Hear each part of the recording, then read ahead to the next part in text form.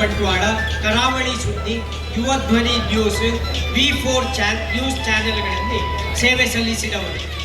ತಮ್ಮ ಕಥೆ, ಕವನ, ಲೇಖನ, ಅಂಕಣ ಬರಹಗಳು ವಿವಿಧ ಪತ್ರಿಕೆಗಳಲ್ಲಿ ಪ್ರಕಟವಾಗಿವೆ. ಅನೇಕ ಸ್ಮರಣ ಸಂಚಿಕೆ, ಅಭಿನಂದನ ಕೃತಿಗಳ ಸಂಪಾದಕರಾಗಿದ್ದವರು. ನಾನಾ ಸಾಹಿತ್ಯ, ಸಾಂಸ್ಕೃತಿಕ, ಸಾಮಾಜಿಕ, ಧಾರ್ಮಿಕ, ಶೈಕ್ಷಣಿಕ ಸಂಘಟನೆಗಳಲ್ಲಿ ಸಕ್ರಿಯರಾಗಿದ್ದೀರಿ. ತಾಲೂಕು ಕನ್ನಡ, ತುಳು, ಗಡಿನಾಡ ಸಾಹಿತ್ಯ ಸಮ್ಮೇಳನಗಳ ಸಂಘಟನೆಗಳಲ್ಲಿ ಮುಂಚೂಣಿಯಲ್ಲಿದ್ದವರು.